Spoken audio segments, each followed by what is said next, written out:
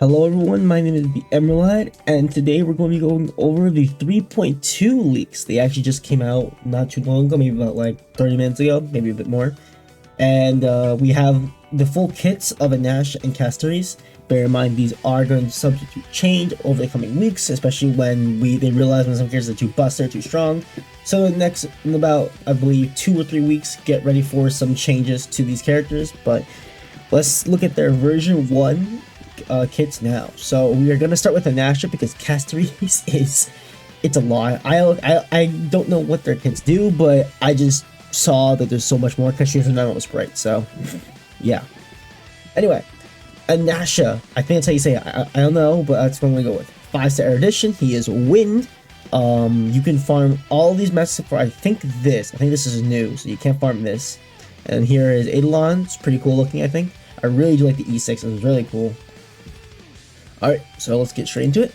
So here are his stats. He has 970 HP. I also have this as I think we're gonna pull up. I think the best comparisons are gonna be we're gonna pull up Jade and the Herta for this one. So he has 970 base HP, a 14 attack, 557 defense, 94 speed, and 75 taunt. But it's a little bit lower, I think. Yeah, Jade has a little bit more HP, but I think she has less attack. Yeah, she does. Yeah, and I think Herta has the same stats. Yeah, similar stats to Jade. Alright, that's pretty interesting. So he has pretty shit HP, but pretty solid attack, so that's good. We already looked at this. So we're gonna come back to his Eidolons. I really gotta learn to play his Eidolons first. Alright, so here's his base attack. Base attack, he deals wind damage equal to a percentage to one enemy, whatever. Skill, Fractal banishes falsehoods. It's a bounce. That's pretty interesting. Deals wind damage equal to 30% or 7% of his attack to one designated enemy. In addition, deals 4 instances of damage. Each instance deals the same amount of wind damage to one random enemy, prioritizing bounce on enemy targets that have not been hit in skill. So you're more likely to hit nerds that have not been hit by skill yet. That's just their way of being able to make an AoE without really making an AoE. Ultimate Genesis of Budding Life, which is an AoE, 140 cost. Inflicts the Ascension State to all enemy units and immediately deals wind damage equal to a percentage of your attack to other units. In Ascension State, targets will be simultaneously inflicted with physical, fire, ice, lightning, wind, quantum, and imaginary weakness for one turn. If the target doesn't have control resistance, they are able to take action in Ascension State. Wow, that's really strong. So yeah, this is the definition of we don't like you. Alright. So let's look at his traces. He gets wind damage boost, pretty solid. Defense and crit rate. That's a lot of defense. 22%, that's a lot of defense. Especially since he's not going to be getting hit as often because he's erudition, but I mean it's nice. So we'll take it, I guess. Alright, the Wandering Signifier. When using base attack, additionally regenerates 10 energy. At the start of the turn, if there are no enemy targets in exposed nature state. I don't think I saw that here. No, look at me Ascension State. I think we can look at the. I guess we should look at this, right? Let's just finish reading this real quick.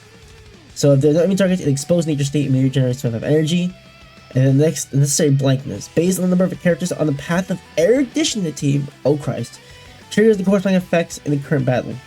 If there's one, which is him, increases Anasha's crit damage by 140%.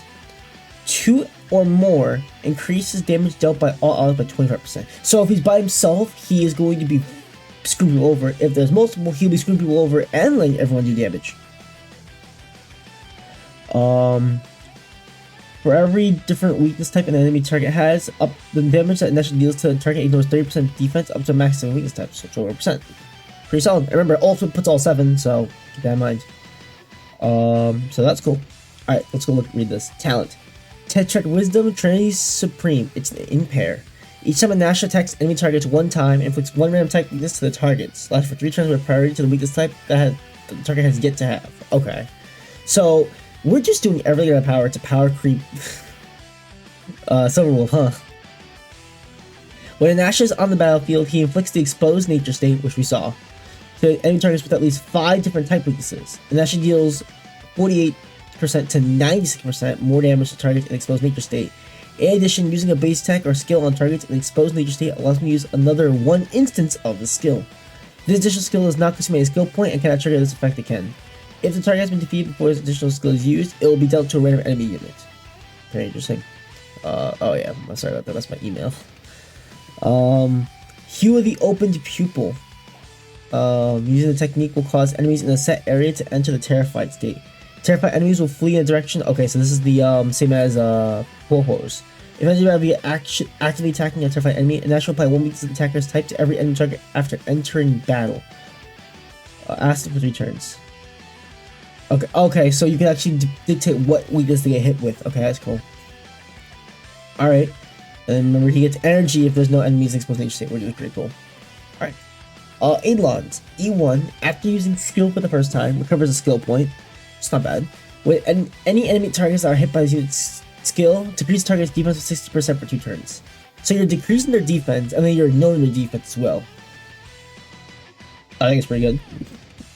E2, Ultimate additionally deals 3 instances of damage, with each instance dealing wind damage equal to 50% of a natural attack to a random enemy. So it becomes a bounce as well. Increases unit's speed by 12% for 2 turns after using their ultimate. Okay, it's not bad. E4, when using skill, increase attack by 40% for 2 turns. This effect can stack up to 3 times.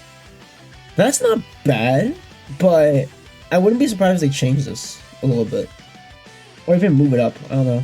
We'll see. That's not bad though, because remember, if you have if they have enough weakness types, you'll do another skill. So that's 2 stacks of it. So yeah, you get this pretty easily, I think.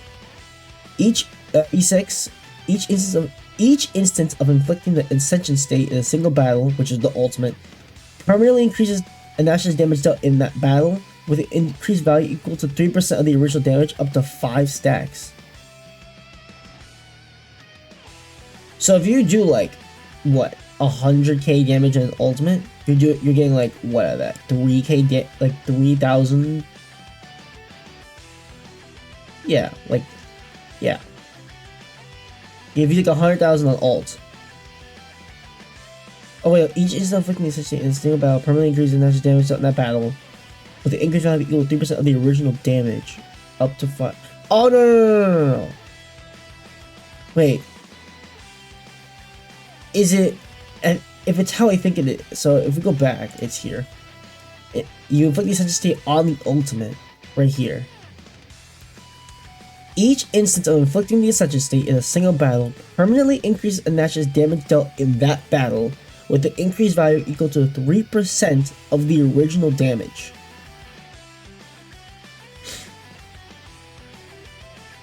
Original damage as in how much damage I do for that when I applied it, or every time I just do damage in general. I'm not too certain. I'm not too certain how this exactly works. But I mean, strong. It seems strong. I just don't really get the meaning of it. But look, it seems very strong. I assume he's becoming a fucking nuke. I assume so anyway. Alright. So I'm just making sure there's something else posted on the things. Alright, so we're in here. We'll go into his light card. Must say, sick as all hell. I love it a lot. Alright, and then life should be cast to flames. Increase the wearer's crit rate by 18%. See, okay, interesting. Wearer generates 10 energy at the start of turn. When the wearer actively uses an ability, reduce the defense of any target who get debuffed during the ability period by 6% for 2 turns up to max 2 stacks. That's a lot of defense ignore. That's a lot of defense lower if you have E1. Remember, E1 is lowering the defense too, so you're gonna be lowering defense a lot, and then ignoring a lot of that defense too. Yeah, he looks solid. I think with the Herda, I think he becomes a really powerful unit. I really do think so. He seems pretty good. I don't really have too many complaints. I think the only thing I want is just maybe clear this up a little bit, because I don't really get what this means. It's a little bit ambiguous, I think. With the increased value equal to 3% of the original damage. Like what? Like of the damage I did with applying this, or just of anything? Like I don't really get what it means too much. But whatever. Next, we're gonna go into the character I'm most hyped for, that being Castorice. Oh man, there's a lot to go over here because, well, it's gonna be a character that has a whole memo sprite, and those usually take a while. Alright, so Castorice, a 5-star Quantum Remembrance. She's a dragon. That says everything. That says everything. So yep, she's the same ascension as Triby does, so you can farm her when 3.1 starts. This sums up, I assume, in 3.2. I don't think it's in 3.1. I can check for here. I don't think it is, but we can quickly check. Because I don't remember. Well, because when I got looked at enemy creatures, yeah, I don't think so. I assume not, right? I assume just not. Yeah, it doesn't seem like it. So I think it comes out in 3.2. So there's that. Alright, I need that. Alright. So, here's all this. The only character we can really compare it to is Aglaya. Actually, Aglaya. I think the stream they call her Aglaya. So let me call her Aglaya for this. Though, I'm not gonna lie to you, I don't like calling her that. So if I switch up, I'm not sorry. Here, Eidolon's E3 looks adorable. Look at her, she's literally sleep, bro. And E4 she has holding something. And E6 was cool. Alright, it looks neat. Alright, let's go into this. Here are stats. So let's look at Aglaya's first. So here are Aglaya's natural stats. So 1242 HP, 45 defense, 698, or I guess rounded 699 attack, 100 speed. I assume that Aglaya is going to have. No, sorry, Aglaya. Castorice is gonna have more HP than Aglaya, and then maybe less speed, and then maybe less attack, because she doesn't need attack. So what we got 1629 HP. Yep. 5.3 attack, 45 defense. Is that less? No, it's the same. Okay, let's say. And then 95 speed. Yeah, okay, exactly what I thought. Much more HP, but much less speed and attack, because she doesn't require these two sets as much. Alright, we're gonna do the same thing we did before. We're gonna go through this, and then we'll go through this. Alright, so, basic attack. Yep, it goes based off of HP, so yeah, she's an HP based character. So if you went for 8 attack like I did, cry. So base attack is natural, which is single target, nice. Skill Silence is the butterfly's caress. It's a blast. Consumes 40% of all allies' current HP. Deals quality damage equal to 25% or up to 60% of Castorice's max HP to one designated enemy, and quantum damage equal to a percentage of Castorice's max HP to adjacent targets. If current HP is insufficient, this ability will reduce HP to 1. If Dead Dragon is on the battlefield, is that what it's called? Oh my god. The skill becomes Skeletclaw, the Doom Drake's Embrace instead. And what does that do? Well, here you go. Skeletclaw, the Doom Drake's Embrace. Consume 50% of all allies except Dead Dragon per HP. Castorice and Dead Dragon launch a joint attack on the target and deal quantum damage equal to 12% and 21% of Castorice's max HP. Oh, okay. It does one instance in the second. Okay. I was a bit confused, like what that means. It does one instance of damage, which is this, and then the second instance of damage, which is this. And then the ultimate, Death's Roar becomes Renaissance's Bell. I'll say that. Summon the Memo Sprite Dead Dragon and advances its action by 100%.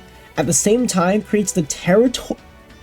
We're getting territory. What is this, Dokkan? We're getting territories now? Lost Netherland, which decreases all enemies' all-type resistance by 10%. If the damage boost effect from Castorice's talent is active, the effect is extended to Dead Dragon. Alright, so let's read what talent does. Dead Dragon has 140 speed and the set max HP equal to 100% of max Stamen Nova. I guess it's also a talent. After Dead Dragon acts 3 times, or when its HP is 0, it disappears and dispels the territory lost at the land. Alright, so let's first read the talents. Desolation that traverses her palms to enhance. Stamen Nova's maximum is equal to 100 times the sum of all characters' levels on the battlefield. Levels? Are you sure you don't mean HP? Okay. For each point of HP lost by all allies, Castorice gains 1 point of Stamen Nova. That explains a lot. Increases Castorice's and Dead Dragon's damage dealt by 10%, or up to 25% at level 12. This effect can stack up to 3 times, lasts for 3 turns. Oh, that's gonna ramp up immensely. When Stamen Nova reaches its maximum, Castorice's ultimate can be used. When Dead Dragon is on the field, Stamen Nova cannot be gained. And for each point of HP lost by all allies except Dead Dragon recovers equal amounts of HP. So when you, okay, so when you lose HP, when the dragon's up, it gets HP. Okay, and then what we read about this? Yeah, it had 100% max Stamen Nova. Okay, so interesting. All right, interesting. All right, technique. Wail the Prelude to Demise. After using technique, enters the Death Addle state that lasts for 20 seconds. While Death Addle is active, enemies are unable to approach Castorice on their own. It's cool. While in the Death Addle state, attacking will cause all enemies within range to enter combat. At the same time, summons the Memo Sprite Dead Dragon. Dead Dragon starts with current HP equal to 50% of the max Stamen Nova. After entering battle, it consumes 40% of all allies' current HP and advances Dead Dragon's action by 100%. After entering battle and before summoning Dead Dragon, Castorice gains Stamen Nova equal. After entering battle and before summoning the Dead Dragon, Castorice gains Stamen Nova equal to 30% of maximum Stamen Nova. That's, oh my god, that's a lot. That's a lot of Jesus, that's a lot of stuff. Okay.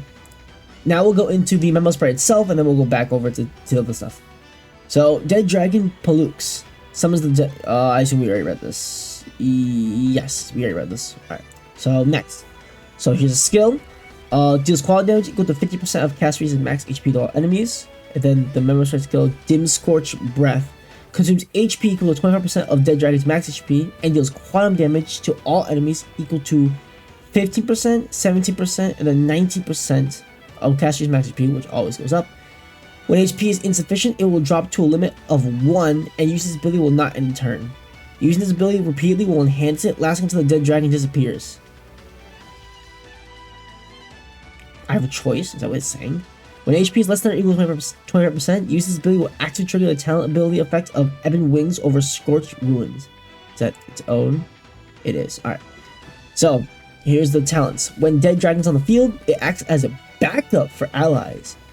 When allies take damage, their current HP can be reduced to a minimum of 1, after which Dead Dragon will bear the damage received at 5% the original damage until Dead Dragon disappears. So he, oh, okay, I get it. So if you're about to die, he will tank the damage for you until he goes. It's pretty cool. Desolation Broken by Bellows. When Dead Dragon is summoned, increases damage dealt by all allies by 10% for 2 turns. Okay, it's not bad. I wish it was a little higher, but it's fine. And then Ebon Wings over Scorched Ruins.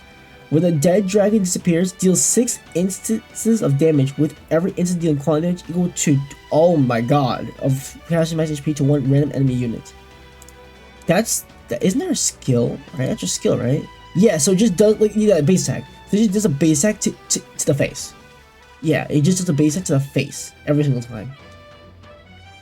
Jesus. Okay. Interesting. That is a lot of stuff. Alright. Oh, now we'll go back to traces.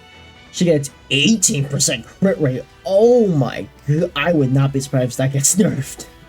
18% crit rate from traces? If the Lego gives crit rate, oh my god. Quantum damage boost, 14.4%. Alright, and then crit damage. Okay, that's pure DPS, yeah. I think the only thing that would have been better is like HP. That's it, right? That's the only thing that would have been better, maybe, instead of crit damage. Alright, Dark Tide Contained. While Castorice or Dead Dragon's respective HP is at 50% or higher, increase their respective speed by 40%. Doesn't that... Do you not get the quantum set? We'll see. While Dead Dragon is not on the field, 100% of excess healing for each allied target will restore an equal amount of Stamen Nova. Okay, so now healing, yeah, overhealing is good. So honestly, probably one of the best characters you're gonna use is probably like Gallagher, right? I think so. Gallagher or Little Child. I think Gallagher, but we'll see. While Dead Dragon is on the field, the excess healing will restore an equal amount of HP for Dead Dragon. Each restoration cannot exceed 50% of max Stamen Nova / Dead Dragon's max HP. Okay. Where the West Wind dwells. When Dead Dragon disappears, restore HP for all allies equal to 10% of Castorice's max HP plus 250. So it's based on her HP. That's pretty good. It's pretty good. Alright. So, Eidolons. E1. Each time the Dead Dragon uses Dim Scorch Breath, increases damage dealt by 30%. This effect stacks up to 6 and lasts to the end of this turn. So you're just gonna kill people, is what I hear.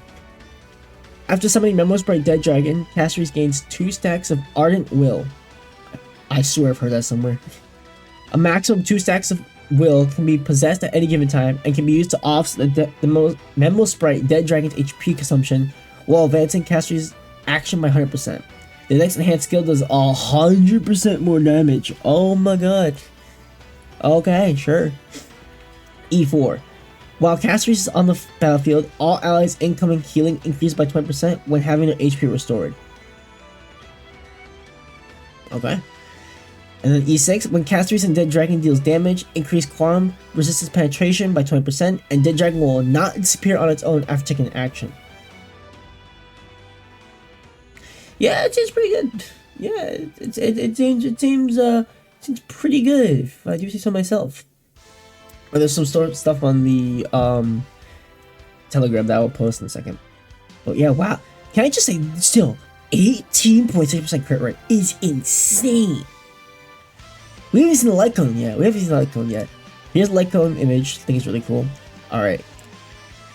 Okay. HP. Yeah, okay. That's the only thing she was missing, yeah. Make farewells more beautiful. Increase the wearer's max HP by 30%. Okay, so from this point on, I'm not gonna read it just yet.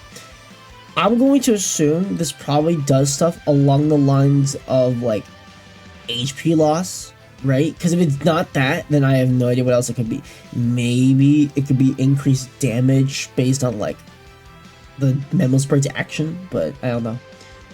When the wearer or their Memo Sprite loses HP, yep, during their own turn, the wearer gains Death Flower, which allows the wearer and their Memo Sprite to ignore 24% of the target's defense doing damage. That's for 2 turns. 24%. Oh my god. When the wearer's Memo Sprite disappears, advance the wearer's action by 12%. This effect can only trigger up to 1 time, and trigger resets every time the wearer uses ultimate. 12% is very low. That would be higher. Okay. 24% defense ignore, huh? Okay. Yeah, sure, man. Wow, that's insane. This character's strong, yeah. I think both of these characters are really good. If you have the Herda, Anaxa is a really good pickup. And if you just want like if you have like, if you're gonna go for Triby, this character is good. Bro, Remembrance Trailblazer is gonna be so good for Castorice, bro. So good. True damage is gonna go so hard. Yeah, like, it's good. I have no complaints. It's good. It's good. This is there's no way to keep this crit rate though. I refuse to believe they actually keep all this crit rate. I can believe some that goes. Stats look fine, honestly. They might honestly, I hope they increase the amount of HP or defense, but they might nerf both. Who knows? We'll see. Yeah, but yeah, it's pretty insane, honestly. She seems really good. Alright, I'm gonna see what the Telegram just posted, and then I will update this with everything I find, so I'll be right back. Alright, so there wasn't really anything much new posted outside of like a new pet, which I'll put up in a second. But we're gonna be talking about this light cone first. We have a new light cone coming for 3.2, which I assume is going to be for the anniversary, because anniversary is actually during 3.2, so it's gonna be pretty interesting. So, here it is. We actually don't know its name yet, which is pretty interesting. Unless the name is question mark, which would be kind of funny. So it's 4-star, it's Erudition. 952, 476, 230, yep. Yeah, okay, it's not, we don't have a name for it yet. Increase the wearer's attack by 8%, up to 60%, which I assume is max. For every different weakness type an enemy target has, increase the damage the wearer deals by 4% up to max of 7 weakness types. So this is just like a much downgraded version of this light cone here. Like, you're not getting the crit rate, you're not getting the energy, and you're not getting like the defense lower. But it's something, right? Is the next best thing for the guy? I think so. We can check. We pull this up here, and we can pull 4 stars too. Useless. I don't think you're ultimate only, so I don't think so there. Genius Repose would probably not be the worst thing if you defeat an enemy, so there's that. Using the breakfast is also not too bad either. Today's in the Peaceful Day wouldn't be the worst ever because it costs 140, so you're getting something out of that. This is okay. Before Dawn's kind of, no, actually no, you're not getting anything out of the second one, so keep that in mind. This is not too bad either. but you're not getting too much out of that. Not getting the max out of that. This is have the corresponding weakness. This could be something, right? Because you'll be attacking me, so this could be something here. Internal calculus is probably like what you might want to use, right? Yeah, I would say so. Yeah, I would say so. This is probably what you're gonna be using if you don't have the thing, because everything else is not useful to you. So yeah, there's that. All right, so there's that. I think it's cool. And then let me just pull up the the bubbles. New pet, guys. New pet just dropped, boys. It's adorable. I love it. All right. Oh my god, there's something. All right. I'm gonna quickly check to see if this is anything. If not, and then we'll come back. Okay, so interestingly enough, they actually posted achievements they wanted to point out, which is, I can't remember if this has actually happened before. So we can read these really quickly. Do note these could contain, let me just click over here real quick. These can contain spoilers. I am not 100% certain as to what these entail, so keep that in mind. So if you don't want to be spoiled from here, you can leave this video. Hope you enjoyed, and then we'll go from there. For anyone who is done, we'll go right into it. So, Dragon Tamer. In a single battle, summon dead dragon Pollux 3 times using allied character Castorice. Heroes never die. Yay. When Castorice's global effect is triggered, simultaneously revive 4 allied characters from the down state. Global effect. I'm a bit confused by that. Is she talking about the dragon thing? Not certain. Alright. Netherrealm butterflies dance together. Win one battle using a team that contains both Castorice and Trailblazer, which you probably are, because remember Trailblazer's gonna be really good. Resting in the cocoon. Use allied character Castorice to deal the final blow against Pollux, Dead Dragon's Corpus, Ferryman of Souls, so that there is some new boss, so we're gonna do that. After death, there will be no eternal sleep. When Pollux, Dead Dragon's Corpus, Ferryman of Souls uses death wishes for more death, all allied characters did not enter the indulging slumber state. Okay. Half-Life, really? Defeat Pollux while all allied characters' HP percentage is below 50%. And then, Immaculate Body. In a single battle, ensure the Black Tide's corroded daemon does not absorb any corrosion when using Filth Eater. Alright. There's all that. I think that's it. Let me just do one last cut to be certain. Okay, yeah, I can confirm that's basically everything. They're talking about the main event, but until we get more information about it, I don't see a reason to make a video on it. But yeah, with that being said, I hope you have enjoyed. Tell me if you're hyped for 3.2. I know I'm absolutely going for Castorice. It's definitely my character. Also, Quantum is just my element. I love the element. So there's that. Anaxa looks really good too, so I'm curious to see how he plays out. If I were to say who's the better of the two, I think Cash is gonna be the better damage dealer, but Nash is probably gonna be one of the better supports. Like just as like a character just vibing there, he's gonna be very good as a self DPS. So no problems there. So let me know down in the comments below who you're gonna be selling for, if anything, or you're gonna be saving for that fake club that's coming out in a couple patches. Because that's still going on. We haven't got information on it, but I assume in the next about month or two we should get something on it. So hope you all have enjoyed, and I will see you all in the next one. Peace out.